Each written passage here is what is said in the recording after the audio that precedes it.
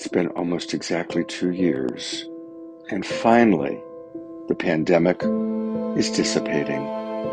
We made our choices, we learned our lessons, and it's a new dawn.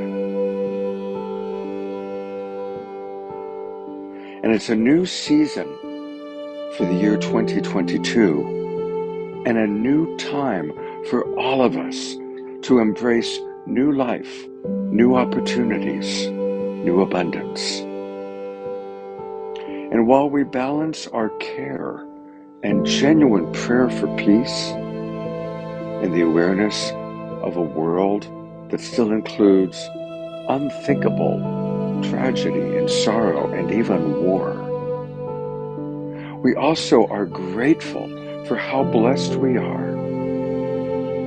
And so let us use this spring of 2022 to take everything that we've learned, clear the past, and move forward in gratitude for the freedom that we have, for the blessings of our lives, for the opportunity to come together again in community, online, and yes, in person. We are all part of the awakening world, and we all have the roles that we're playing as individuals and collectively.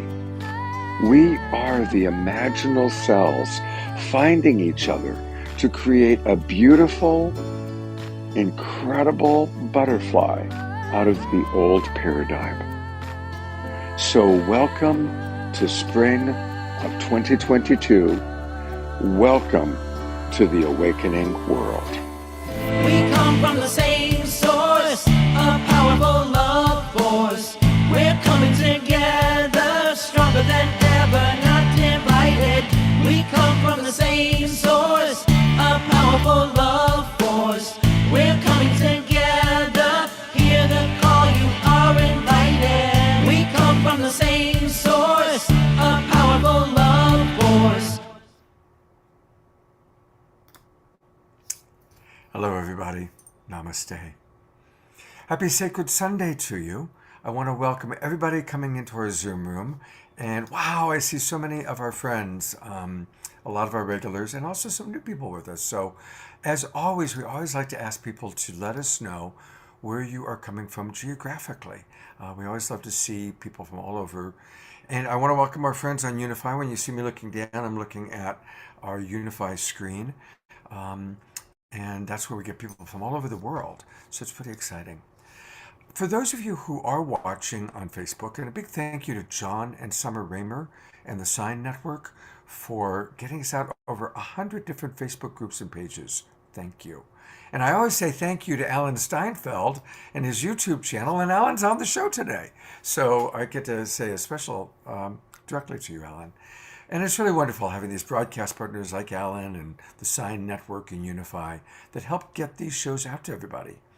And if you want to, come on in and join the Global Peace Tribe. It's really easy.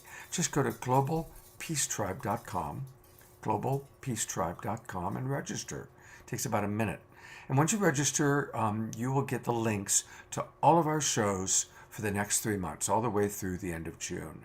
And we do a show Friday night, Saturday night, and Sunday.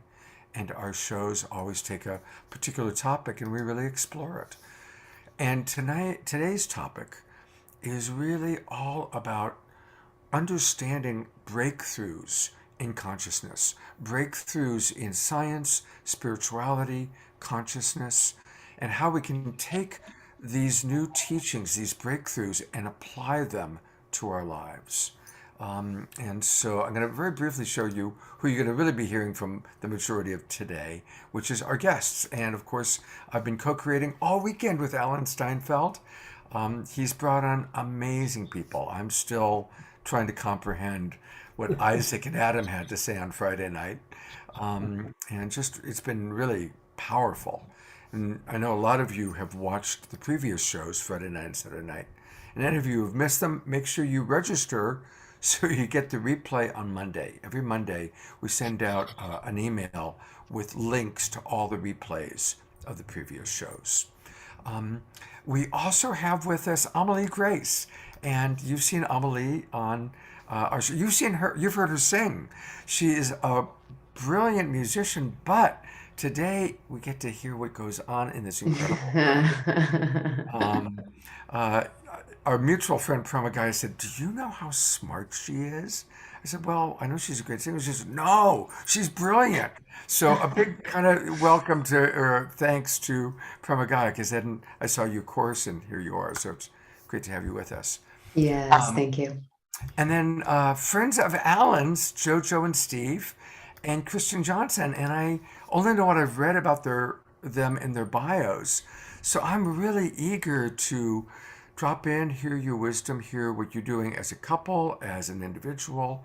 And for all of you, they're all going to be sharing their wisdom and giving us homeopathic dosages of their medicine today. So thank you, everybody, for being with us, and we will Thank hear you. from all of you in a moment. Yeah. But we always start the Sacred Sunday show with a brief meditation. And I want to acknowledge that we are a multi-denominational organization. We respect and honor all paths. We don't promote any religious path. But I always like to remind people that we can make any moment spiritual or sacred by seeing divinity, seeing the divinity in the people around us, seeing divinity in nature, seeing divinity even when we look in the mirror. And so that's what I like to encourage people to do, to make any day, any moment sacred. And the awakening world, as you saw in the opening bumper, it's all about all of us coming together, waking up. Obviously, our planet is going through an incredible change. We as human beings are going through a huge change. And we need to hear the tools that people like you're going to hear from today have to offer to help us with our relationships, to help us with our consciousness, to help us through the challenging times, and to help us to go from surviving, as I point to the reptile brain, to thriving, to flourishing. So I want to invite everybody to close their eyes, unless you're listening and operating a motor vehicle. Don't close your eyes in that case. But to close your eyes. And let's just start by taking some deep breaths, breathing at your own pace.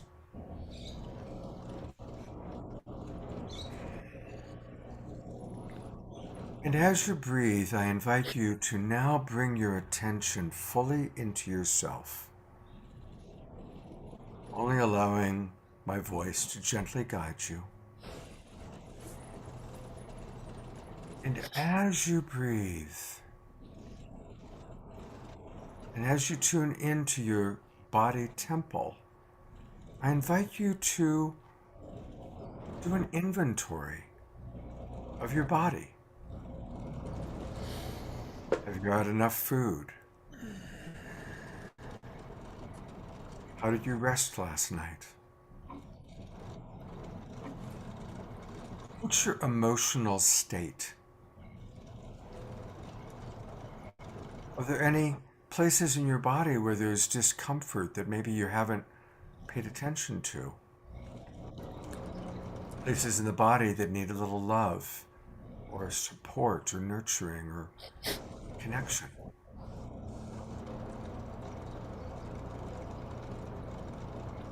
And how is your state of awareness?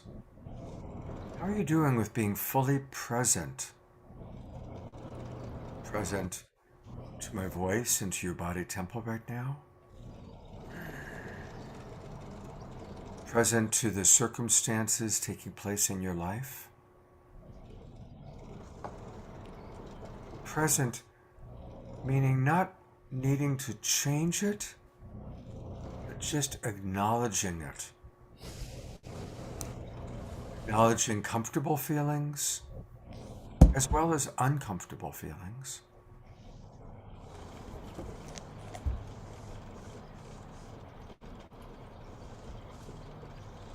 And what does a sacred moment mean to you? What do you do to create something sacred in your life? Thirdly, I'd like to invite you to remember a time in your life when you heard something, when you read a meme on Facebook or you heard a teacher speak and something really clicked for you. Something that maybe changed your life. Might have changed your life just in a small way in that moment, helping you to remember something, or maybe it changed your life in a big way. I want to ask you to remember one moment, when something you saw or heard made a very beautiful impact for you.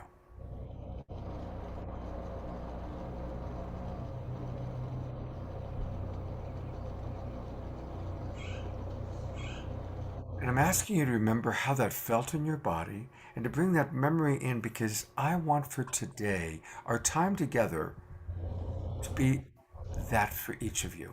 May each of us hear at least one thing that really impacts us, that supports us in our journey of awakening. Because we have some wonderful teachers with us, some wonderful wisdom keepers who are going to share at least homeopathic dosages, if not more, of their unique medicine. So with that, I invite you to open your eyes again, come on back into our world, and welcome to the awakening world. And thank you for joining us. And please feel free to pop comments in, anything that came up during the meditation, any moments you want to share, where you're from geographically. And with no further ado, I am going to bring Alan Steinfeld, who's been my collaborator, longtime friend, colleague for this weekend, to introduce himself a little bit more and the topic, and then the guests that you brought on today. Thank you, Scott. Me and Scott, if you don't know, have been collaborating since 1989. This is our 33rd year anniversary, although I hadn't seen him for about 20 years in that. But, you know, I'm really thankful that Scott invited me on to set up this weekend. There's a little bit of feedback. Because, Try lowering your volume a little bit. okay, I even noticed during the meditation there was kind of there was like a wind sound coming through your microphone. So okay, how's that? let's see. Is that better here? So far. Okay. Yeah.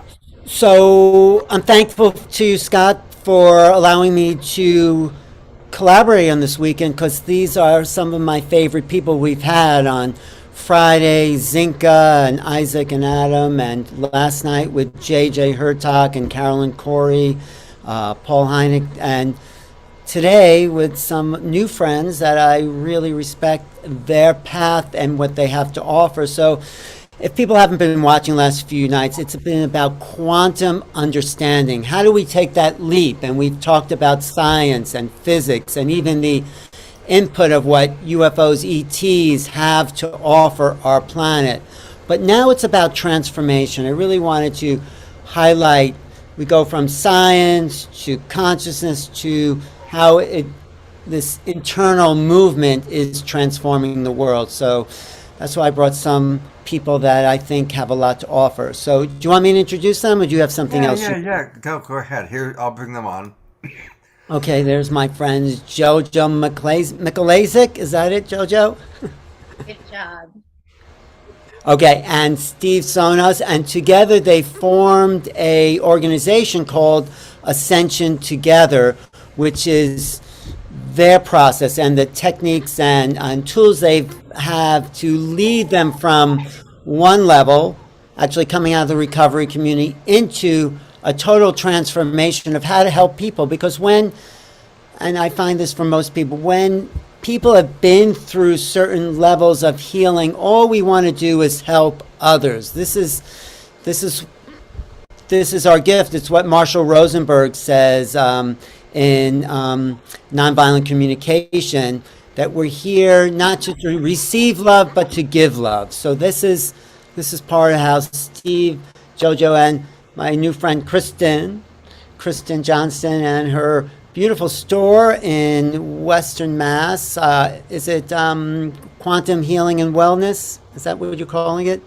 Quantum Health and Wellness, yeah. Right. Beautiful place. Crystal's books and a big back room. And I gave a talk on making content. But Kristen's story is also very dramatic and transformational. And the way you express yourself, Kristen, I can see you on the world stage there. So I'm happy you're joining us on this little stage. So let's start with Jojo and Steve and their process. Do you want to introduce Amelie Grace first, or as far as wait, you're muted, Scott. I don't want to miss a word you're saying, Scott. Well, let's go ahead and hear from Jojo and Steve a little bit. Okay. And then same thing. Question for everybody. Love to hear just kind of your relationship to this topic as a way of getting to know you a little bit. And something that Alan just mentioned is that you had a big healing process and now share that. So that intrigued me, and I'd love to hear more about that if you're willing to share. Right, especially Jojo and Steve. I would love to hear also that Alan, process. we're having a really bad feedback problem with you, so Oh, let's just let Jojo and Steve okay. share. Thanks, friends. So, I've been a therapist for the past several years, and it was very clinical for a long time. Your orthodox, traditional CBT, mindfulness, DBT. And then Steve introduced me to non-duality and A Course in Miracles.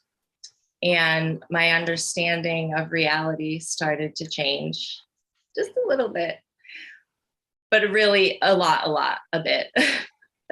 Because once you start to put these things into practice, what happens with consciousness is it expands and expands and expands to the point where I no longer could serve the clients under an agency that I was working in because it wasn't fitting into their mold anymore, which spurred the creation of Ascension Together, which is a private practice.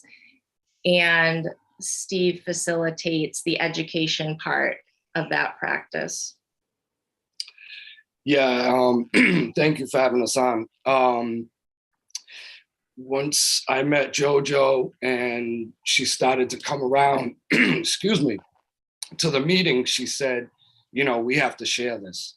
And it was a blessing, it was just a dream come true, because there's a real deep sense of passion of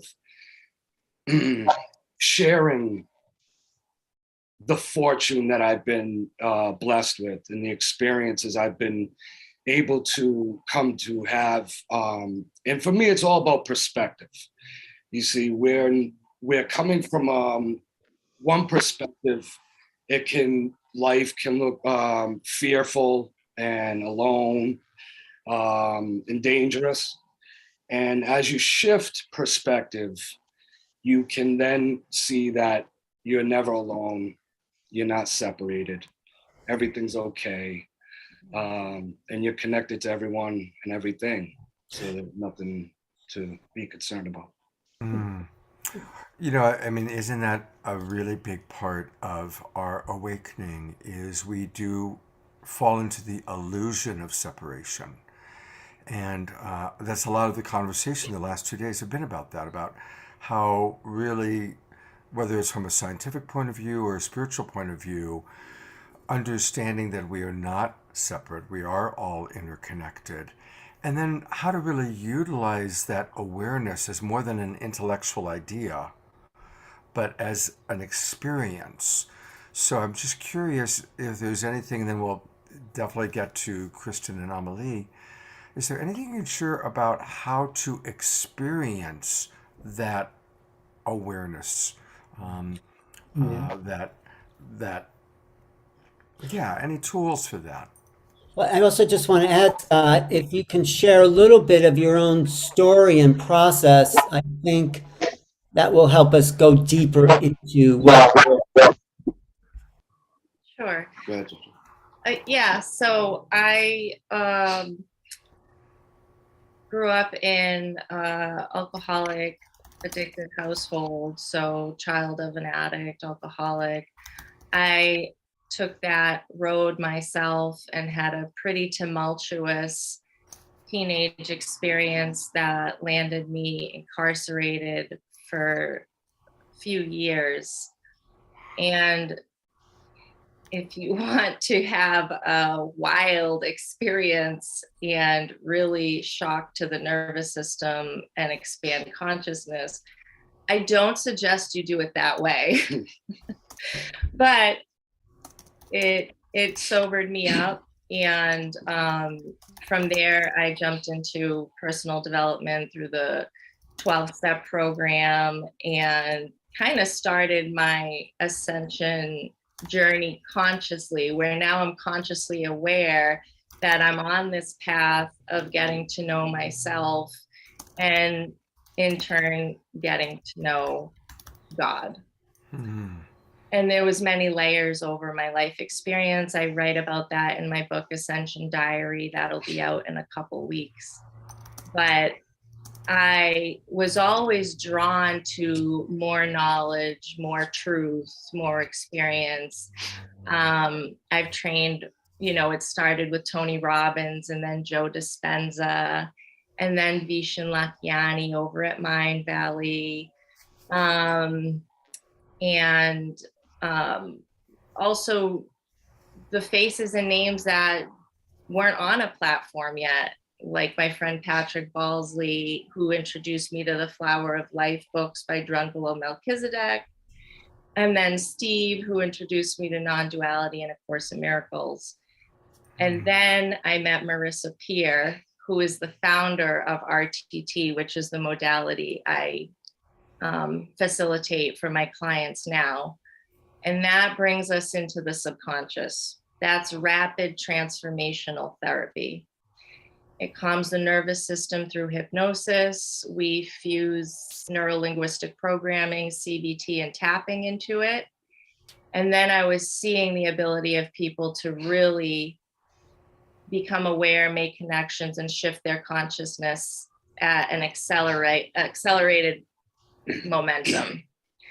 And that's kind of my sweet spot right now. It brings me so much joy to be able to see people gain relief in 90 minutes and long-term relief. Where I was working with people in the recovery community, talk therapy, a little CBT, a little mindfulness, and 6 months later, we could still be in the same spot. Wow. I love the work and I love to work with people, but I prayed in a Silva Ultramind meditation one night. I need something faster. I want a woman teacher and I want it now. I was pretty demanding. And the next day, Marissa Peer fell into my lap. Wow. Yeah. That's beautiful. What a great story. And thank you for being honest about, the hard part and the transformational part. And we certainly look forward to hearing more about rapid transformation. That I'm sure everybody's going, well, I want that. Right. Well, Steve's story is very dramatic too. Yes. Thanks, Alan. You have to forgive me, maybe too much coffee, a little nervous, kind of still new to this. But I grew up, I think, in a very loving, supporting home. But in my mind, I was suffering. And around the age of 30, I had a pretty profound awakening that led me to many different teachers, modalities, and eventually A Course in Miracles, which I've been a student of for like 16 years, I think now.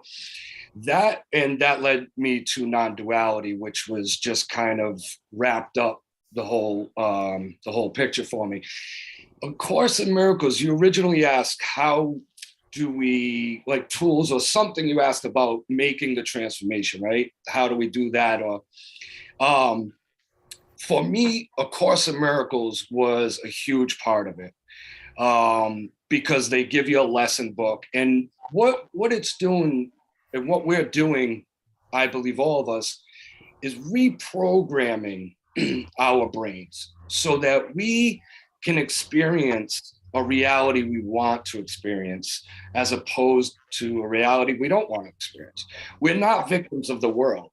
While we may not understand that, and we would, I'm sure most of us say, well, I didn't choose this. We are not victims of the world. And so we have the power to create experiences that we would like to experience that are pleasurable, peaceful, happy, joyous. And we also have the power to create uncomfortable and painful experiences. So go ahead. I just want to ask you why you thought you were a victim before. Why I had a bad experience? Or why you thought you might have been a victim of circumstance before. What was that thinking? I mean, I really don't know, Alan. As far back as I can remember, I think it's just mental illness, probably, as far back as I can remember. And honestly, I feel like to some extent, everybody, that's a side effect of feeling separate. When we feel separate from everything we know and everything we see, it's easy to feel vulnerable. It's easy to feel a victim, perhaps. Or that we have to stand and defend our little bit of space here. So I don't really know. I think it's just a natural thing. I feel like it served me, you know, even though the first 30 years seemed pretty rough for me in my experience. It definitely served me because it brought me to where I am. I can understand and relate to people who, you know, may still feel that way. And it was the driving force to become free of that suffering and to understand more deeply. There's a question that came up from the chat box, and then after you ask this, I think we should hear from Kristen and Amalie, and we'll come back to you. But somebody just wanted to ask, what is non-duality? Could you define that, please? Yeah, I will, as good as we can in terms, right? Language is so limited. So I will do my best, and shout out to Rupert Spira. I hope I do him justice. But basically, non-duality in the most simple terms is obviously it's not duality, right? Everything is one. The current model for most of the world is there's mind over here, and then there's matter outside of myself. I have my mind and my being within, and then outside in the world is matter. There's duality, right? There's more than one. And non-duality shows us that that's just not true. That the mind and the consciousness with which we experience our mind and we experience the world is not separate. And that the whole experience is one indivisible experience. Beautiful. Thank you so much. Thank you. Look forward to hearing more from you. I want to read a couple of comments, share one thing, and then Alan, hopefully take a look at the messages I've sent you in the chat box, because I do want to make sure your microphone, we're getting pretty bad feedback when you I talk. think I lowered it a little bit, so I think that might help. Okay, Yeah. great. Yeah, so far so good. So a couple of comments. One for you, actually. Marcia on Unify says, "Thank you, Jojo. I'm really excited to learn more about RTT and to explore you and Marissa." For you, Alan, you've got a fan, Karen Michelle on Unify writes, "I am so excited to see Alan again today. 2 times, surreptitiously. She just watched a Zoom you did with Barbara Handclough. So she's excited to be seeing you. You know, on the non-duality question, there's a really wonderful thing that always excites me, and I love sharing this, and some of you have heard me say it before. Our most ancient spiritual teachings are the Vedic scriptures. They go back about 7,000 years. And in the Vedic scriptures, written in Sanskrit, God is called Brahman, and is assigned 26 principles. And that was written 7,000 years ago. Our most modern science, quantum physics, has assigned 26 principles to the unified field. And the 26 principles of the unified field perfectly correlate with the 26 principles of Brahman. And so I just love that, because it's like we are living in a time that our most ancient spiritual teaching and our most modern science are saying the same thing. And that is another way of looking at non-duality, that scientifically we are all part of a unified field. We had Deepak Chopra on the show recently, and he said that we will share approximately 80 to 100,000 molecules with every other being who has ever lived on the planet. Just think about that for a minute. That's how interconnected we are, right? That we share molecules so much that we have shared molecules with everyone from Jesus to Hitler. So it's pretty incredible. So that's another way of seeing non-duality. And Alan, would you like to introduce Kristen? Yeah, one more thing I want to say though, it's Jojo and Steve have gone beyond non-duality.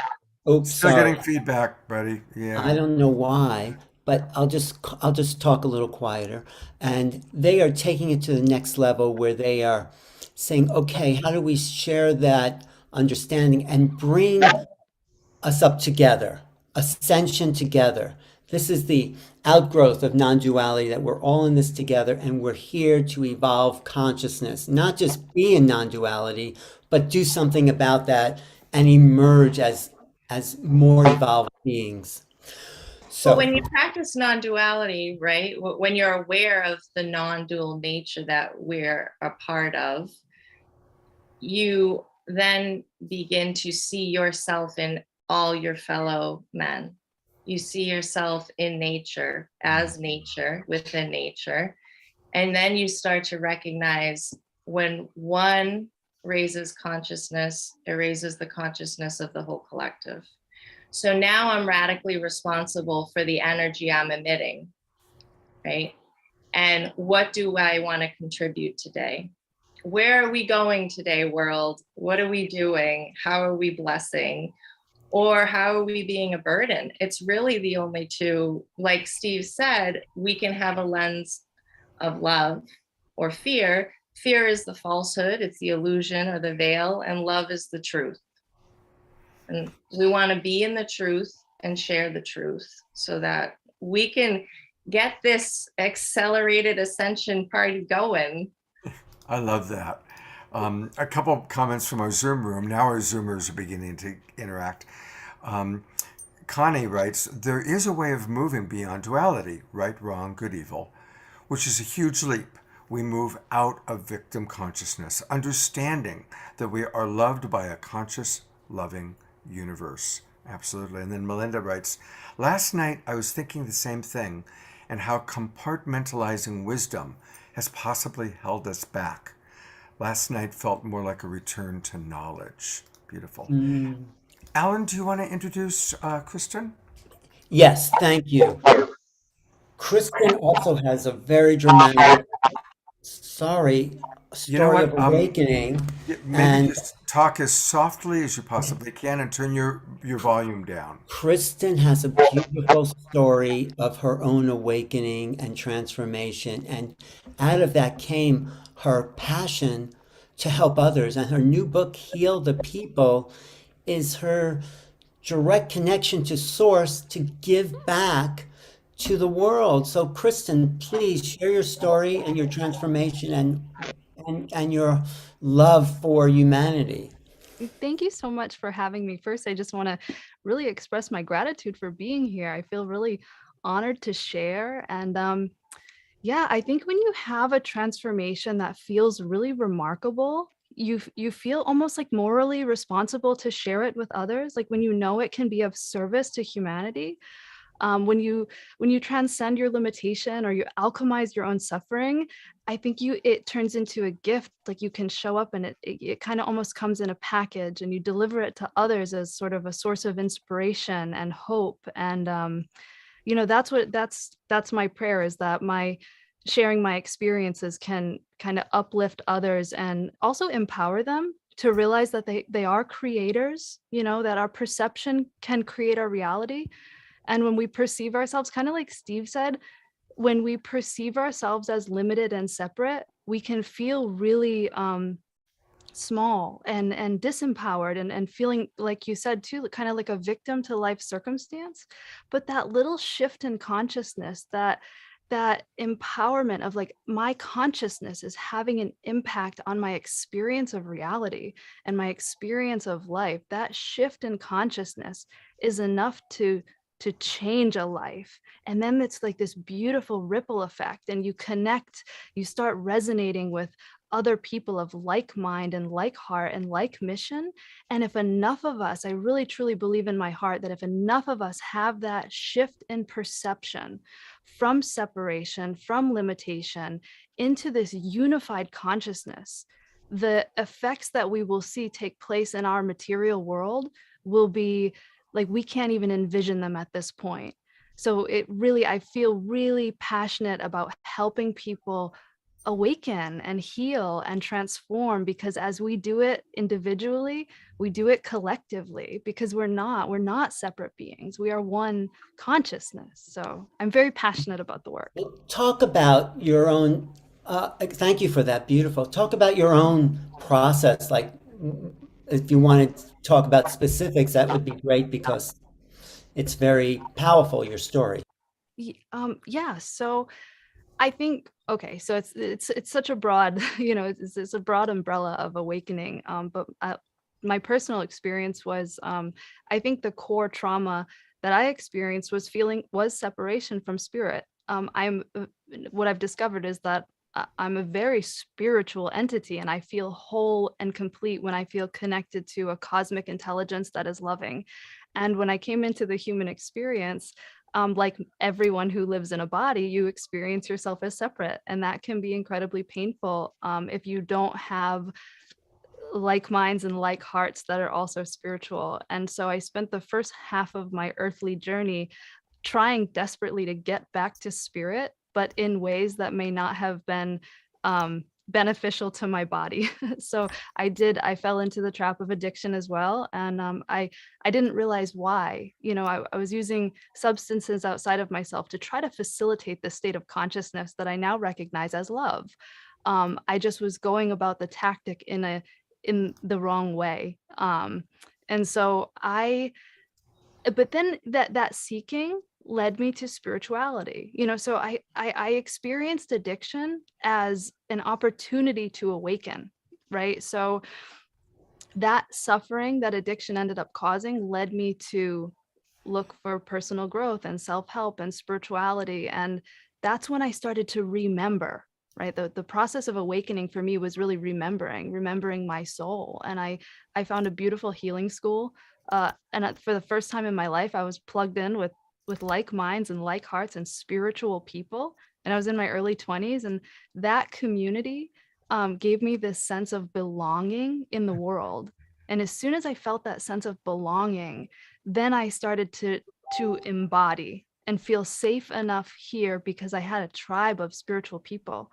So and my soul was like, okay, you can come down now. Like, you can really anchor into this human experience, and you can heal, and then you can be of service. So I see it as all part of this grand design. Is a lot of times suffering comes to wake us up. As soon as we accept it and we can use it as fuel for growth, then it serves us. It was part of the awakening, I guess.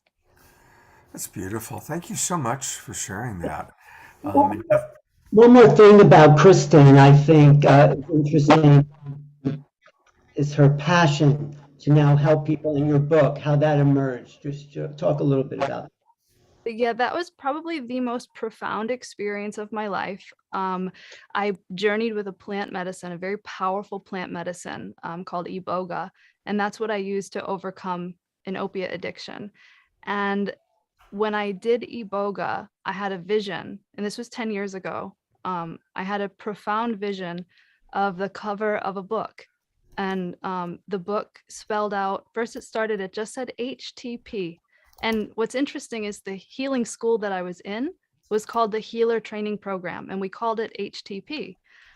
But the book didn't spell out Healer Training Program. When the vision of the book formed, it spelled out heal the people. And this crowd appeared around the book and everybody was chanting, heal the people so loud that I sat up and I opened my eyes and I looked at the provider and I said, I think I just saw a book I'm supposed to write. And I spent the past 10 years figuring out what that means. Like, what does it mean to heal people? What does it mean to expand our consciousness? And it really became like a life mission to like live into that question. What is healing? What is awakening? What is all this? And then I guess the book was kind of the full circle of like, here's what I've learned along the way that really changed my life, because my life went from chaos and disorder and suffering to like beauty and bliss and expanded consciousness and love and like wonderful relationships and friendships like Alan and Jojo and Steve and these incredible people that share a mission that comes from something greater than the human. It comes like in through the heart and you feel it, and it's just incredibly it's life-changing information. So Alan had referenced earlier Marshall Rosenberg, and I had the good fortune to travel and teach and work with Marshall, did TV shows with him. And my favorite quote, and it's really what you're talking about here, Kristen, from Marshall, is the greatest joy in life is contributing to the well-being of others. And then I've added my own thought, which is the greatest tragedy in life is people who don't know that. so true. Because it's like once you discover that, it's like, oh, it's what you're talking about. It's the state that you're in, right?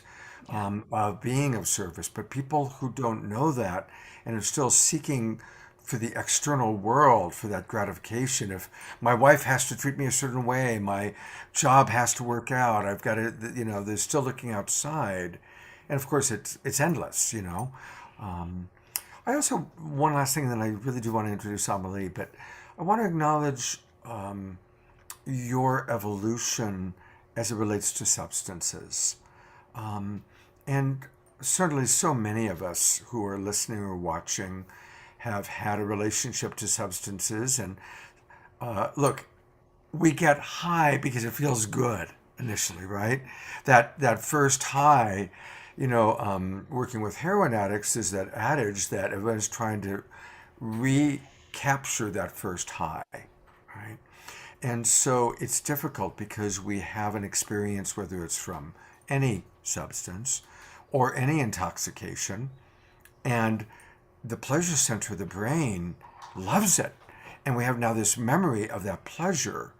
And so then there becomes the compulsion to seek to recreate that pleasure through the substance. And really learning to transition out of turning to the substance, but finding a more holistic, sustainable way is a journey that it sounds like you've been on. So I just want to ask you if there's anything you'd like to add to that way of thinking. Yeah, absolutely. Because it's a state of consciousness that you're seeking. It's that that evolution beyond your limited human self. Like you're seeking that. For me, it's like the high of feeling connected to spirit, to something greater than my human, and I think that's what we're all seeking, and we're just seeking it in different ways. And one of my favorite authors, David Hawkins, says something along those lines, is what the addict is seeking is not to be ashamed of. Basically, he says, change your tactic, not your aspiration. Because like all spiritual seekers we're all searching for that feeling, that unified connection, but you can get there. You can get there in other ways that are really not harmful to the body, and they're beneficial to all of humanity. Because what happens is you start to broadcast a frequency, right? Breath work and meditation. And for me, it's Sangha, spiritual community, like gathering with people of like mind and having conversations that make your heart feel open and expanded and grateful. It's like, this is what has evolved out of spiritual disciplines, yoga, juicing, taking really good care of my body, like really nourishing it. And Jojo had said it too, like you start to see yourself as the planet. Like when you're consuming from the planet, there's this symbiotic relationship that we have with earth and with spirit and with humans. And for me, it's just this holistic high, and it feels it's clean and it's pure, and it feels like everything I was seeking before, I just didn't know I was seeking it. Beautiful. Yeah. A last question for you. And while she's answering, Alan, can you please respond to me in the chat box? Um, Andrew Smith Lewis writes a question for you. Is there a difference in your mind between pleasure seeking with substances and spiritual seeking through plant medicine? I think that people they can easily get caught in the trap of still seeking outside of themselves for answers. So I consider plant medicine as medicine. Like I did Iboga once and I do not like I got the medicine. So I don't consistently go back and revisit it. It anything we can overdo anything, you know? So this is where sort of like really being tuned into your own consciousness is really important, is because you can check in with yourself and say, is this an avoidant behavior? You know, what are my intentions? We have to be really aware of why we do what we do and really be self-aware, because being in a body, being human, having an ego is very tricky. And so, yeah, I do think that some people absolutely will use plant medicines to escape or to seek pleasure. But it's really human involvement. And that comes down to expanding our consciousness and asking, why do I do what I do? Why do I think the way I think? Why am I the way that I am? Beautiful. Thank you, Kristen. It's so nice to meet you. Yes, What nice to meet you. wonderful, Thank you. wonderful energy. And of course, we'll be hearing from Kristen and Jojo and Steve again in a little bit. But I am now going to bring on Amelie Grace. And I'm really, really happy. You know, to be honest, I had heard, as I had said, from Pramagai, and then I saw that she's teaching a really juicy looking course. Like, I want to take this course. So we'll talk about it, you know, a little bit later in the show. But for those of you who do not know Amelie, she has spent 15 years synthesizing experience in Western astrology and the gene keys with her own studies in Jungian psychology, interpersonal neurobiology, complexity science, and cosmometry. Wow! She brings innovative approaches to awakening consciousness. I mean, that's what this whole weekend is about. And applying her whole system's mind and love for the theater of life. Isn't that a great expression, the theater of life? So she applies all of this to the theater of life and to the internal world of the self. Amelie is all about supporting people to cultivate conscious relationships with their inner archetypal landscape and become conductors of their personal reality. That is exactly what this whole weekend is about. So I'm so glad you're with us. And I guess maybe, as we've asked all of our previous guests, maybe you can share an example of how you work with maybe one of your archetypal ways of experiencing life to change your life or to transform something in your life. Yeah, that's a great prompt. And thank you for having me on the show. It's so good to meet all of you. Amelie, you're having a similar thing to Alan. If you could turn your overall volume down. Yes, Your volume level is really high. Yes, let me. How is this? Is that sounding better? Yeah, now it's a little too soft. Okay, can you hear me now? That sounds just about right. Okay. Let me know if it needs to be adjusted. Okay. Yeah, just honoring each of you that are all here and the listeners. Yeah, I'm so glad that you brought in that inquiry into the meditation, Scott, with the remember a moment when it all kind of changed. And I was brought back to actually just a few years ago. I've been on the path for a long time, but I think that as a seeker, like speaking of this whole seeking thing, I had access to the higher orders of reality in these very sharp peaks and then drops. And it was this like, my higher self, and like trying to deal with my psyche, trying to like, cut out the parts of self that were just keeping reality being hard. And just a few years ago, I started a training called Voice Dialogue. And in that training, one of the first things my teacher said is, you know, those parts of you that like dominate and control, or like, you know, are super rigid or totally escape, and just all those parts that you're dealing with in this practice, we're not trying to get rid of any of those parts. We're just making a relationship to them. And it was just like, wait. And my mind tried to figure out a way around that. Like, wait, of course, we're trying to get rid of them. We don't want them to be, oh, right. We just don't want them driving the ship. And inside of a Cartesian reductionist paradigm of duality, of separating ourselves out from life, we don't have the operating system to be able to actually have a relationship to all the different parts of ourself in a way that allows them to sing their true song, to have their motivating need be met. It was just, so for me, it was a really big aha of like, oh, this whole transformation thing is actually about starting to create a bridge. And this kind of bridges into the conversation today about quantum healing. I'm really interested in the doorway that opens between the non-local quantum higher orders of reality that are really the field of all possibility, and how to create a doorway into the localized environments of mental models and programs and ways that we've totally become, you know, learned inside of these ways of being. And that it's actually not about just transcending into that next place and woo, there we are.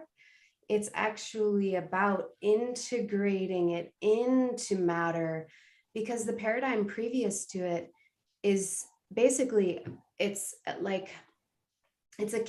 mimicking cancerous programs where it detaches itself from the body of nature and then duplicates itself without reference to the reality in which it's embedded, which is this ordered perfection of the cosmos, of nature. And so part of this process is about embodiment, coming back to living into reality with the quantum right here with us, and allowing it to inform our matter, and then walk in a way that is really quite emergent, because it hasn't happened yet. And we're all getting to sort of crest this wave into newness in our own beings, our relationships, and in our world. So I think that that's sort of a bit of, it's like a little bit of my story, but it's also just giving you a sense of how I'm seeing the world and the ways that I'm interested in forming these new relationships to the parts of ourselves, so that we can have greater range of mobility inside of our worlds and reality. Let's just all breathe that in. And you express yourself in such a beautiful theatrical way. I want to read a comment, and then I want to say something and ask you. But Connie writes, "Yay, Amelie! We came here on Earth in this life walk with an overarching act of free will to go on our journey to wholeness, self-love, self-acceptance, alignment with our divinity and purpose.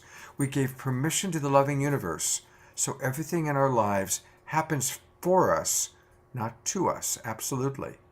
This is in a perspective that is, again, beyond duality, beyond victim, perpetrator, good, evil. It's a big leap and a big flip from victim to beloved. Beautifully stated, Connie. Beautifully. When you were talking about your Voice Dialogue work, I got especially excited because as a coach, I do a lot of, I call it sub-personality work. And for people listening, to kind of make this how you can apply it to your lives, I'm going to share one way that I do it, and then I want to ask you a way that you do it. Yeah. I like to, as I work with my clients, help them identify the different parts of themselves and imagine that the you that I'm working with, the primary you, is the loving parent of all the children at the table. And we're all sitting at the dining room table, and each child has their own unique being. And all those little children inside of you. There's your inner child, your rebellious teenager, your authoritarian adult, whatever it is, the different subpersonalities that have formed. And my observation is usually these subpersonalities form when we're having a very significant moment in our life. Either something really wonderful or something very traumatic is when these particular beings within us come out. Now, we were talking earlier with Kristen and Jojo and Steve about substances, and very often are the parts of ourselves that we stuff because we have shame about my horny teenager, shame about my authoritative adult, shame about the part of me that just wants to get high all the time. Whatever it is, we stuff it, and then it gets stuff in the shadow. And so much of voice dialogue work, as I understand it, and subpersonality work as I teach it, is just bringing all these parts of ourselves out of the shadows, so that, again, we're loving all the parts of ourselves. So I know I said a lot and I wasn't going to, but I got really excited. And I'd love to kind of hear like your take and how you work with those elements in your voice dialogue work. Yeah, it's really useful information. Yes, so very similarly, we work with the parts of self, understanding that you are not your parts. You are something greater than that. And so there's this central seat in the middle that in voice dialogue, they call the aware ego. And I like to call it the conductor. It's also it's equivalent to the 0 point. It's the unified field, really. And so what we do in the work is we scoot our chairs over and we move into the energy of a subpersonality, and we see through its lenses. We get the filtration of reality. We understand its perspective and why it's doing what it's doing, when it originated, what it's protecting. And then we come back and we have the experience of leaving that self where it was, still connected, but now I'm sitting in the 0 point, and now I actually have a different view. What's different here? What feels different in my body? And so then we go to an opposite side. And this is where the work gets really juicy to me, because I love polarities. And it's really all about holding the tension of opposites. And then if you do that through the psyche, like these, if you think about, the zodiac has 12 different archetypes. The 64 gene keys have 64 different archetypes, the feminine and the masculine version of those. You take different parts of self and you hold them in the tension because you're sitting in the middle, and you're able to actually bring consciousness and work them in a different way, modulate, dial them down if needed. Now you are conducting reality at a completely different level. And I think this is where we get to experience ourselves as creators, and it's pretty fun. Awesome. I think Alan has a question for you. I love what you're saying. Sorry, I'm going to talk super loud. You know what? Do you I'm want going to talk very low, very low. That works. I think I saw Jojo smiling and wonder how it relates to RTT, what Amelie was saying. Yes, I resonate with so much. I mean, in my terms, I call it shadow work, where we're just finding the parts of the younger selves that are connected to the presenting problem, isolating what the job of depression was, the role, the function, the purpose of depression or addiction or Crohn's disease or back pain or whatever the presenting issue is, it's serving in some way. And then we kind of bring it to the table for tea and love on it and see it and recognize it, because it's been so neglected and avoided and made to feel angst against for so long. No wonder it's manifesting in dysfunctional, inflamed ways and causing dis-ease in the body. And we're just professing that through maladaptive behavior or illness. So I love what you're presenting because it's so many faces and languages, like these religions of the world. It's sourced through faces and languages that need to meet certain demographics and populations. We're all sharing the same thing. We're just meeting different people where they're at. I'm bringing Kristen on. So we've got all of our 4 presenters, and now I'm going to bring in questions from the audience.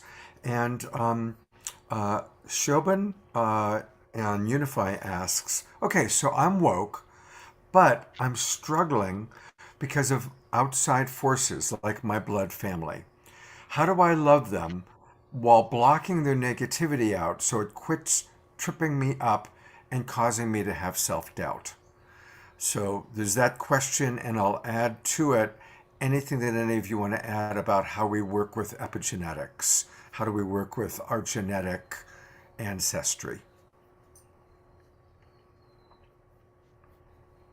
Go ahead, Kristen. I would love to speak to that. My question would be, how connected do you feel to your own tribe? Not necessarily the blood tribe of your origins, but do you have a foundational element of, supportive friend circle or spiritual community? Because having that solid framework, then it almost gives you density that normally the tribe will provide. It's almost like a chosen tribe.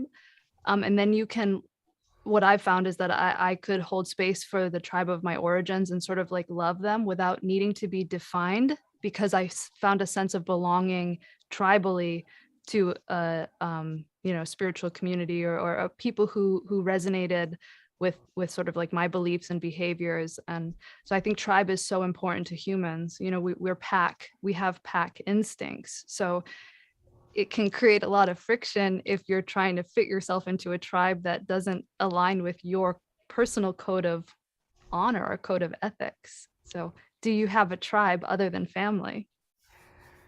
Beautiful. Good response. Amelie, Jojo, Steve, anything you want to add? Yeah, I can jump in here. I like to see that everything that is coming up in my life is here to nourish me. And I know it's quite a bold statement to make, but a lot of the work with the Gene Keys is about going to the shadow, and the things that are arising are here to reveal and give you a lesson. So how is self-doubt teaching you? And part of what I experience in my own shadow work is that when I actually meet it, when I go right to it, feel the feeling, let it move through my body, actually listen to it, it has something for me. It has a piece of gold, and I tend to then get to the root place of where I need to be my own backbone in that case, or really stand up for myself in a new way. And it's layers and layers and layers of this. It is an ongoing process. I'm going to bring all 3 of you, or all 4 of you on again. So when we were reading what Connie wrote a little bit earlier, and Connie just wrote, by the way, yes, Kristen, perfectly stated. The shadow work is totally key. If these relationships trigger us, it means it's work we have to do to love aspects of ourselves that we don't love yet. So how do the 4 of you relate to the idea that we are multidimensional beings having a human experience, primarily to learn lessons of love? And how do you perceive finding that balance of fully enjoying and honoring the animal body, as well as that part of us that wants to go back to the multidimensional higher conscious self, or as Amelie called, I like that, the conductor.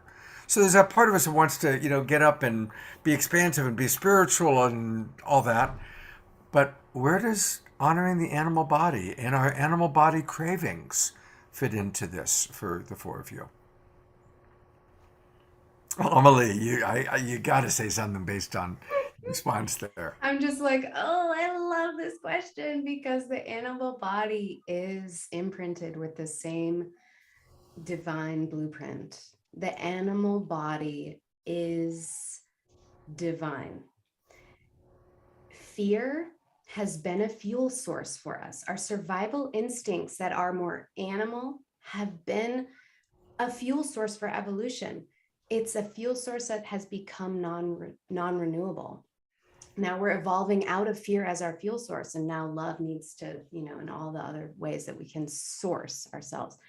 I don't want to speak too long, but what I do want to say is that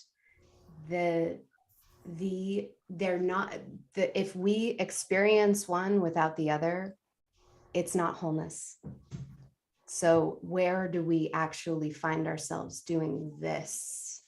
And so I want to pass it to these other folks, though, because I'm curious if anyone has anything else to say.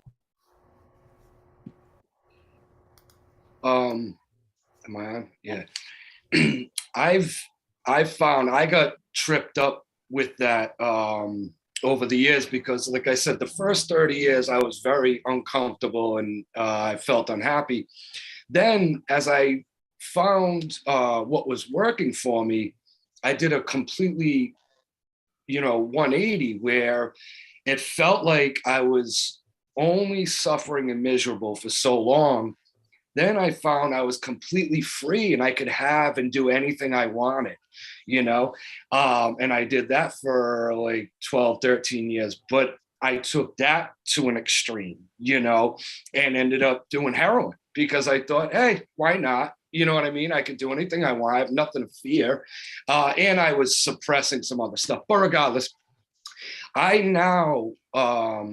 I do now is really just go with the moment. If something's offered me, I mean, I'm not going to do heroin again. But if something is presented, a lover, a meal, an experience that I've feel drawn to in the moment, then I'll do it, but I don't, for me personally, maybe as a result of my experiences, I couldn't even tell you something I'm looking forward to or craving. I really very rarely feel cravings or desires outside of what's happening right now. So as I feel like they come to me, with that which I would probably enjoy most comes to me, and then I will enjoy it, but in moderation as well, even with, all different pleasures.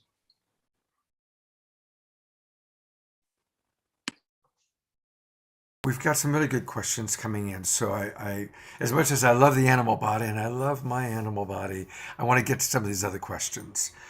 This one's a really touching one. From Unify Marseille writes, I have a son who has been struggling because of a traumatic incident when he was 19, which led to him being incarcerated for 7 years. Since he came out, he fell into addiction and extreme maladaptive behaviors that have kept him returning to the punitive system, which doesn't address the healing work at all. How can I best serve him? Of course, I've been greatly affected, and the expense of these modalities and all of this is very overwhelming. So thank you for sharing that. As a mother, I can only imagine how heartbreaking that must be. Do any of you have a response? When I work with families within the addiction realm, it always is, how can I do this better for them? How can I serve them? What resources can I get for them? And the lack of attention to the person who wants to show up for them is tremendous. The lack of self-care, the lack of finding peace. There's a program called Al-Anon that talks about loving detachment almost, where the number one thing we can do for a loved one in addiction is be supportive and loving without judgment. And it's so hard because we want to get offended and we want to make it about us and we want to get hurt. Why wasn't my mom able to take care of me? You know, I don't have one memory of her giving me a bath or making me a meal. But it wasn't about me. It was about her struggle and her illness. So once I was able to separate the ego out of this relationship and just open my heart to another human being who was struggling with something, it changed the dynamics of that relationship.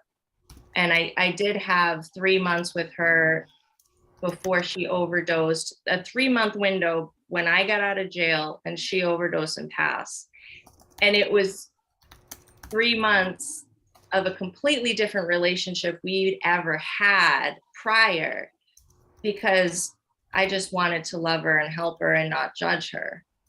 And the quality of the relationship, even within her disease and mental illness, was worth a lifetime of what we could have done before and the memories we had created using together, or, you know, playing backgammon. And like I would take those 3 months over all that other stuff when the ego was so attached.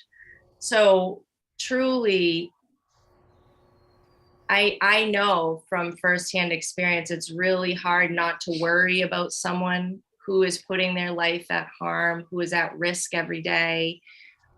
But if we can remove the judgment and just see them as a child of God, exactly where they are within their own divine design on their own ascension path, and support their path without judgment and just love them. How can I love them today should be the question. How can I bless them today?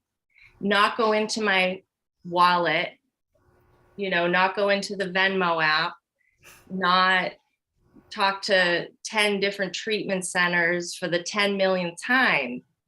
And when we start to connect with the heart center in any of this, we're leading with love, and source will bring in what's needed to fulfill and bring that peace to you.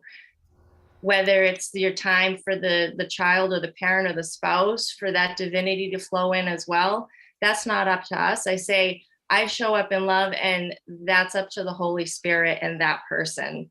I don't have control over it. I'm not micromanaging their path. I just am supposed to keep my side of the street clean and love. Beautiful answer. And there's so many questions now coming in, so I'm going to go on to the next one, but thank you for that. And, you know, what I'm hearing is coming back to self, when sometimes our addiction is trying to help or change another person, right? That can become an addictive compulsion. It can become a compulsion to, you know, do that, you know, out of love, you know, and it's, so I really love what you had to say. That was beautiful. I just want to share, Scott, that I feel all these people, all 4 of these beautiful people are just sharing love. They're just giving something they found inside of them and wanting to spread it to the world. That's Ascension Together. That's Heal the People. That's all that we're trying to do, Scott, for the last 112 weeks. That's all you've been trying to do. And you've done it. So thank you. Thank you, Alan. Okay, we've got some really good questions. This one's, I love this one, from Melinda. Has anyone ever been brought to the higher path through comfort? Or has it always been through healing and coming out of suffering? So I think that's a really good question. Anybody want to tackle that? Steve. I don't know who has, but I do feel that my personal evolution started once I started, the journey has been mostly pleasurable and comfortable. You know, there was that initial hump, if you will, to get, there was an initiation, if you will. But from then on, I've been feeling like I've been experiencing what the Course calls the happy dream. So I have also allowed myself to be very comfortable and enjoy pleasurable activities and things like this. And my personal evolution has grown, developed, deepened in a sense, in a place from comfort and love. And one thing I want to throw out there about I had started with the animal thing, animal body thing. I feel as though as we become, or as we feel more whole ourselves, we feel less and less sense of lack. And so when there's less and less sense of lack, there's less and less sense of craving or feeling without. And that's where I was going with that. I didn't mean to imply that I'm something different or special, that pleasure finds me. It's, I believe the opposite. I believe that when you feel full and fulfilled, everything can be serving that pleasure center, or what the experience that you're drawn to or drawing you in will be good or be desirable to the animal body thing. Beautiful. By the way, the mother that Amelie, go ahead. Well, I just have a couple things to say on this. Is there time for that? Go for it. Okay. I just want to acknowledge, there's been traditions throughout history that have been more pleasure, all the tantras and the hermetic alchemical traditions and even hedonic, just like there's so many traditions that have gone that route. And I think that we're in the age of synthesis. We're at a time just similar to what many of us have been saying, that it's just not all at once, all the time. It's not any one thing. To me, one of the core needs to the human psyche is comfort. And we develop that from about 1.5 months or 2 to about 4 or 5. And this is secure attachment. This is our nervous system actually knowing how to self-soothe and internalize the mother, father, and like nurture ourselves. So comfort, if we're talking about comfort as a way to smooth out our nervous system and come back to a secure attachment to our bodies and to earth, it totally plays a role. Beautiful. I just want to say one thing is that this is a schoolhouse. Earth is a place for learning, and on a soul level, we can choose those hard experiences because we want to learn the totality of the human experience. So we're here to learn it all and raise ourselves up because our true state is joy. But the soul chooses to say, I want to know what that feels like, or what density, or forgetting. And so that's the process of ascension, of incarnation. And then when you get it, the natural state is just bliss. It's just samadhi. So that's what I want to say. Our mother that you responded to has written back. Thank you so very, very much. I do that most of the time. Because I'm a healer and committed to healing, I so want him to have access to higher avenues of support. And I do believe that Source will direct. This is my prayer since the beginning. Again, thank you. And then she does add a P.S. I do believe in tribal communities, and I do believe that if we were in tribal communities, we would never isolate or create a boundary that mirrors any form of exclusion. I feel that people don't understand what the prison system does to the humanity of a person. The whole system of punishment it's horrific. There's a question from Darina, which I want to put forward to all of you. And it is, I had it here a moment ago. It's all about just your thoughts on quantum healing. Now that quantum healing has made it into the mainstream, what is quantum healing and how do we access it? The reason I called this a quantum week was specifically for Kristen's inspiration for the shop she runs. And she had a specific idea about quantum wellness. So that's Take it away, Kristen. Okay. Yeah, I would love to speak to this. I feel like quantum healing comes down to this infinite source of creative potential around us, and sort of like if we spend all of our time focused in survival, like just focus on limitation, the body's desires for, gratification and pleasure and power. And that's kind of how we've been conditioned. We limit ourselves to this source of infinite healing that comes when we tap into higher consciousness. So the quantum healing for me is learning where to place my energy, like where to place my focus. And this actually I wanted to kind of loop back into that original question about, do we all have to suffer to awaken, or can we awaken in joy? And I think a part of the suffering comes from, incarnating into a body and sort of forgetting our connection to the quantum field. Is sort of like all of our focus gets kind of like limited to, it's okay, I got to survive, I've got to learn how to navigate being in a body. It really requires a lot of our attention at first. But then what can happen is we start to protect ourselves by focusing on the body, because we try to limit ourselves from experiencing pain. So we can get caught up in that trap of like, oh, certain things feel bad, and we build these energetic armor, like body armoring, to defend ourselves from painful experiences. And usually we don't just willingly decide to drop those defenses unless something is sort of like creating, like unless there's some kind of sandpaper experience in our life that's causing us to go, oh, I got to look at that. That's, it's like, so it's almost like, I think it comes to wake us up. But once we get it, sort of like Steve said too, like once you get it, once you get that initial awakening, it doesn't have to always be so abrasive, because usually you get the message sooner and sooner. And then you can start to refocus your energy on the quantum realm.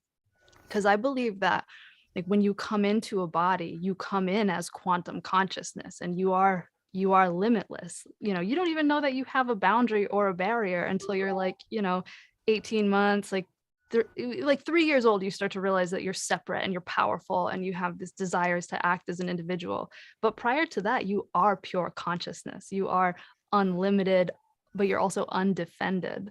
So it's like this integration process of really like learning how to human, but how to integrate the quantum consciousness into your human, how to bring more of that down onto the planet. And I think that's what this shift from separation into love is all about. And I think Amma had mentioned that as well, like really integrating, like really using your human to connect with the cosmic and bringing heaven down to earth. Beautiful.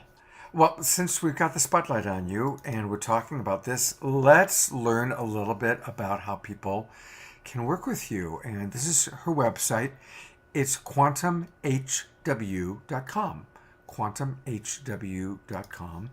Tell us more about your work and how people can connect with you. Yes. So we have a brick and mortar business where we host all sorts of offerings for, meditations and group work and just wonderful services, trainings. And so I do a lot of work in person, but people can always just reach out to me through the website. I can work with people through Zoom, helping people understand how they manage their energy to manage their life. That's really kind of like my focus, is helping people understand, how do I direct my consciousness so I can go from this world of cause and effect to causing an effect.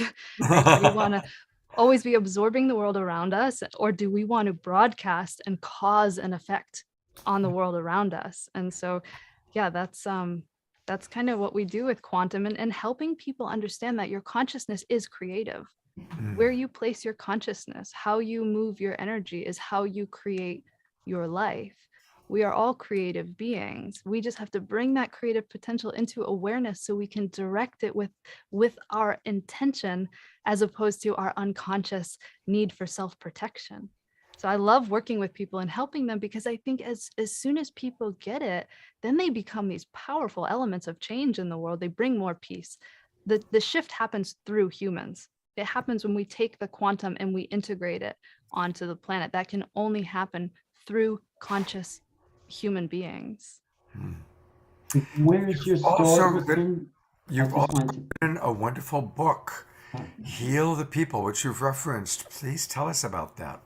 Yeah, so The book it's like my baby. It took me 10 years to really synthesize all of this information. And so it's I call it like a map for how to human on every level of consciousness, sort of like we talked about earlier, the body consciousness, like the body and its desires for pleasure and power, but also these higher human ideals, compassion and creativity and forgiveness, and also insight, psychic, and a connection to a divine source that is higher than our human.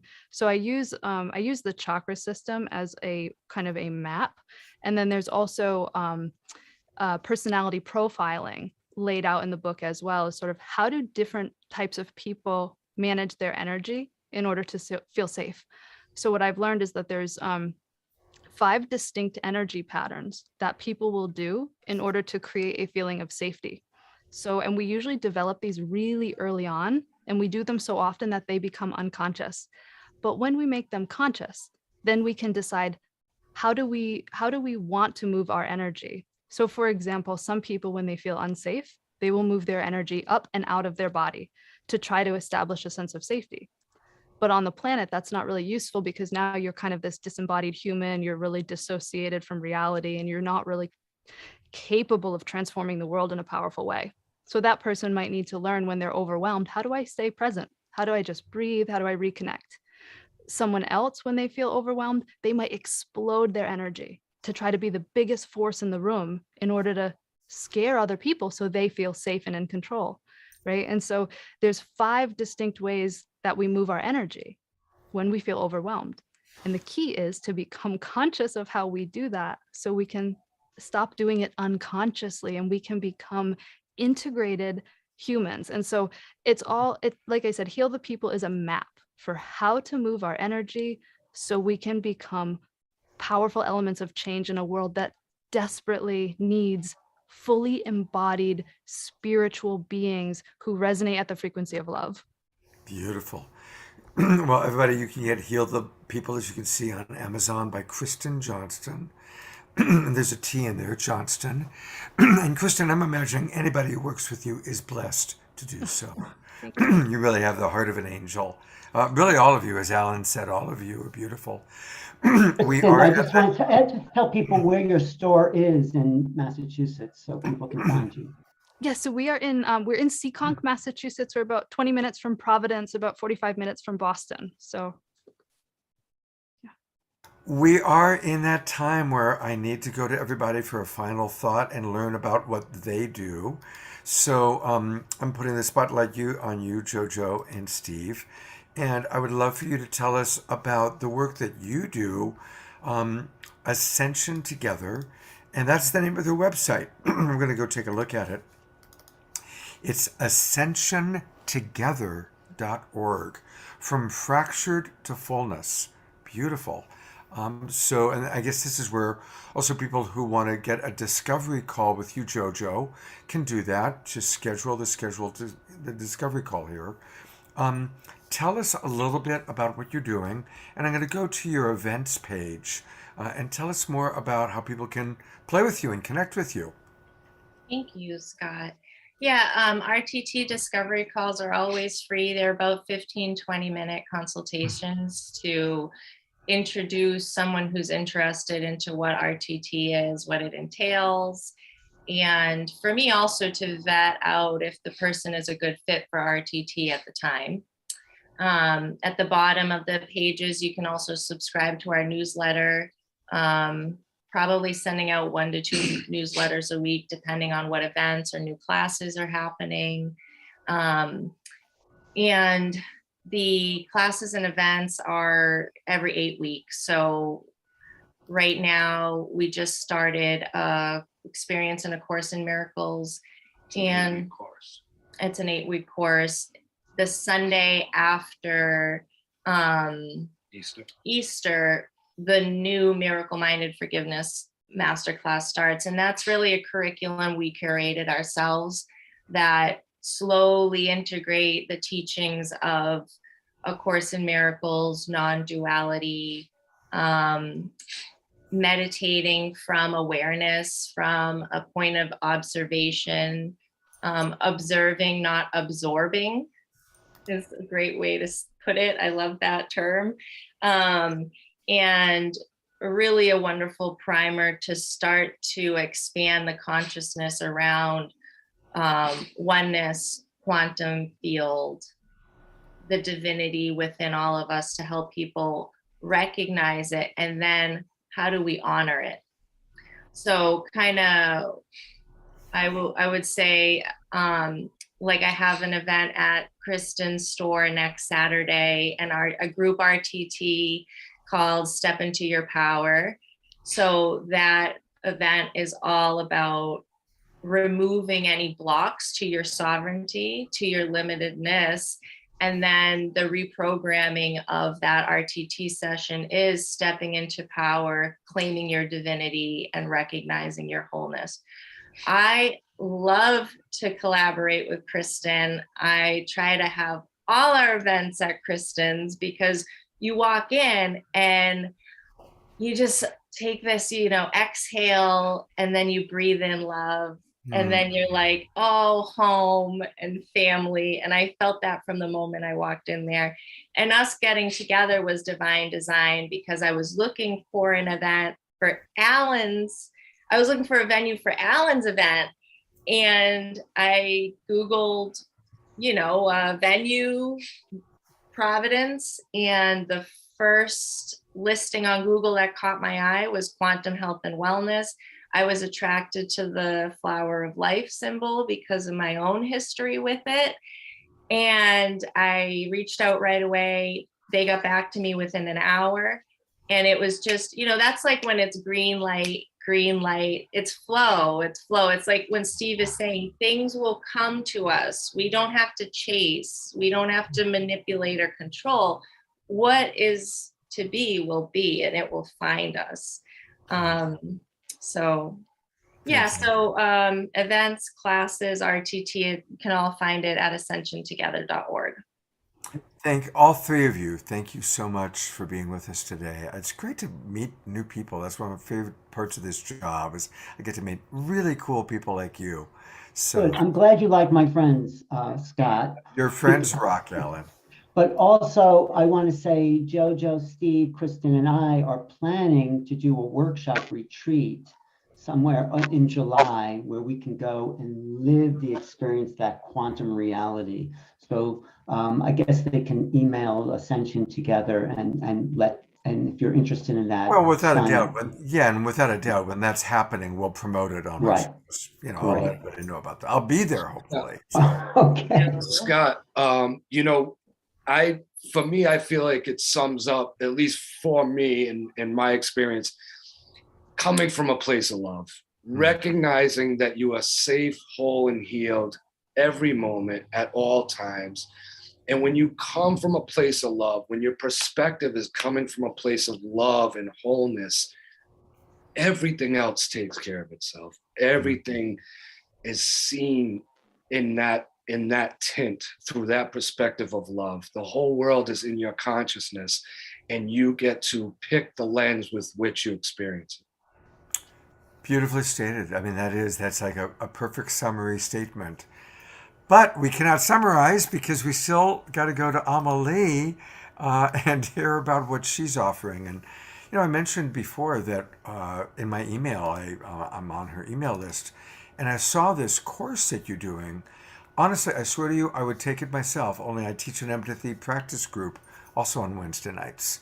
But this looks fantastic, and I love how you've put it all together. So tell us about the course. Well, it's similar to Kristen. It's like a 10-year baby. I've literally had this on my list to create for a long time, but it just wasn't ready.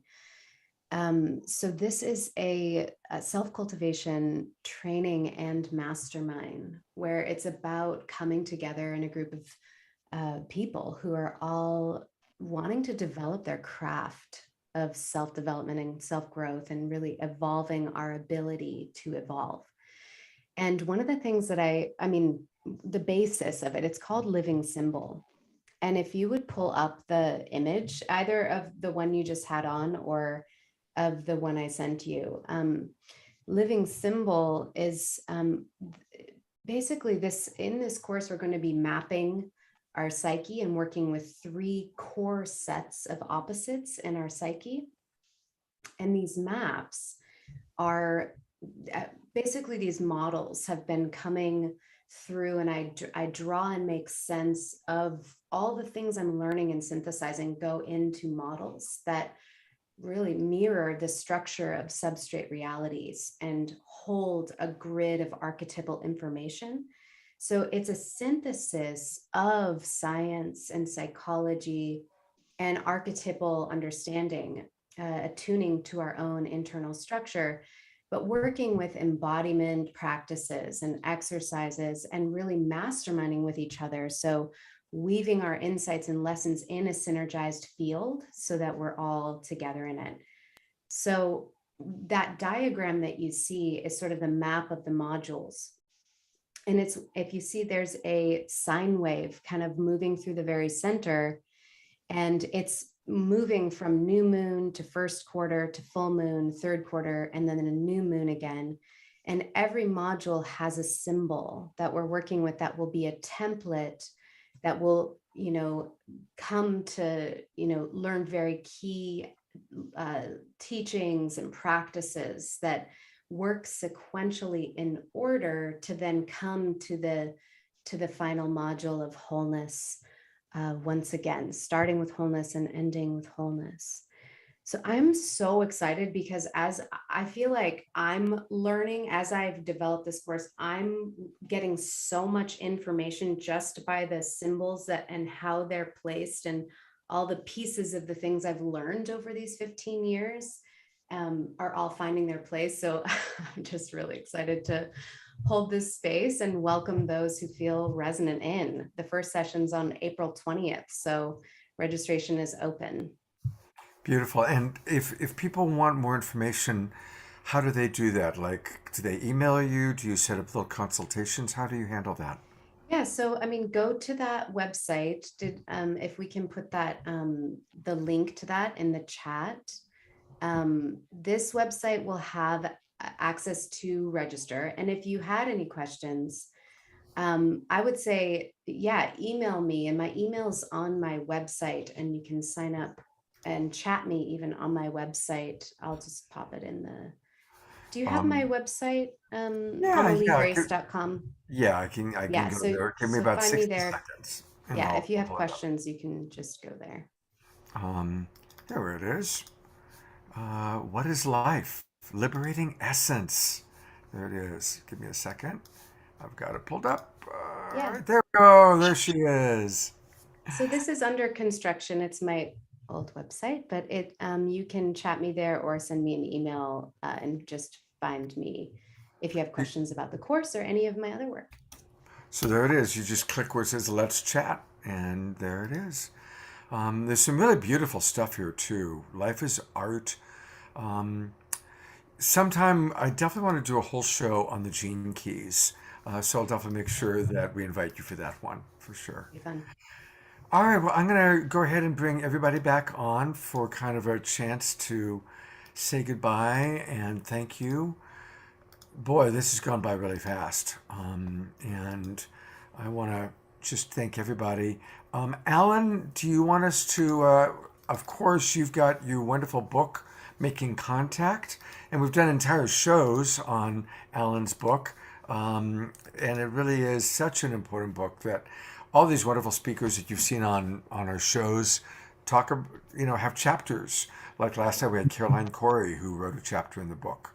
So everyone, if you don't have it already, go to Amazon and get Making Contact. Get Making Contact and get Heal the People, Kristen's books. Get those. And remember, since we're talking about Amazon, I want to do a quick pitch that you can support the Global Peace Tribe by, I pulled it up, Amazon Smile. We have a connection with them.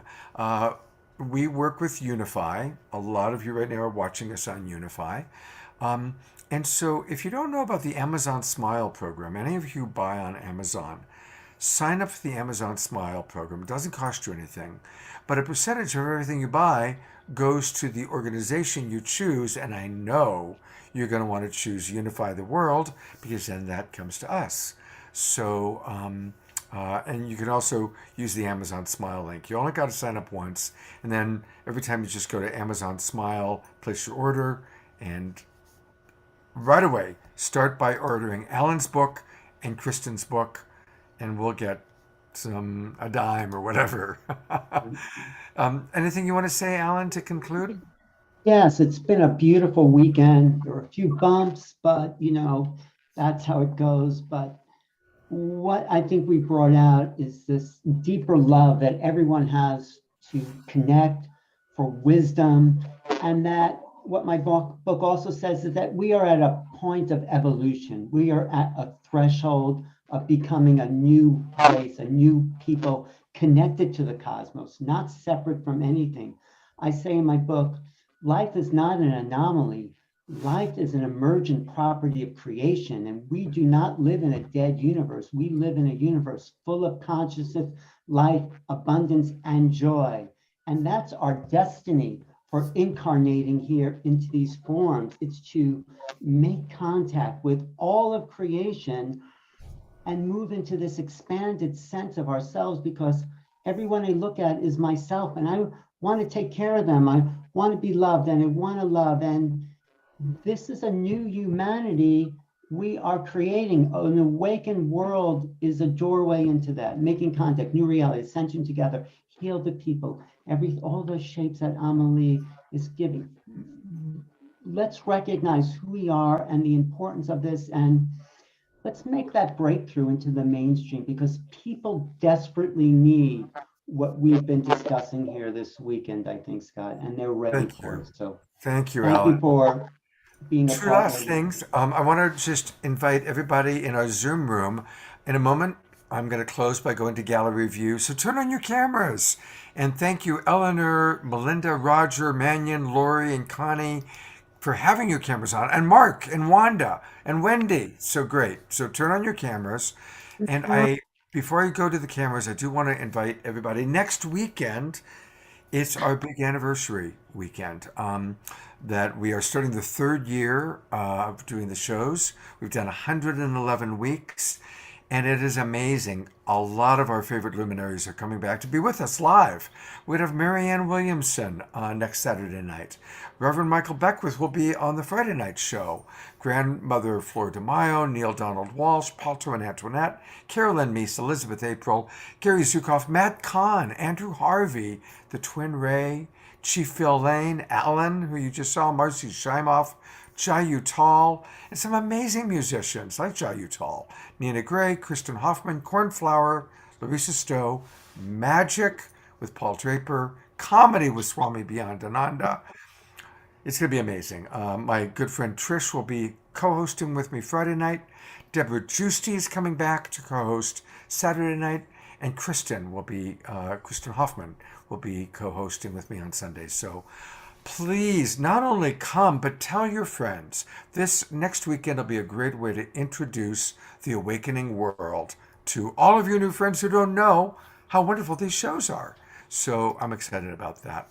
And now we are going to go to gallery view so we can see all of the people who turn their cameras on at least. And there you are. You are the imaginal cells forming this new beautiful butterfly of the awakening world. Thank you everybody for being part of our Zoom room. Thank you everybody on Facebook, Unify. And also thank you those of you who are watching the recording. Even though you're not with us live, we love you, we care about you. There's Jeffrey Colebrook. Thank you everybody. Have a wonderful week. And remember, we can make any moment sacred by just choosing to see the divinity. Take care, everybody. Thank you so much. Scott, thank you so much.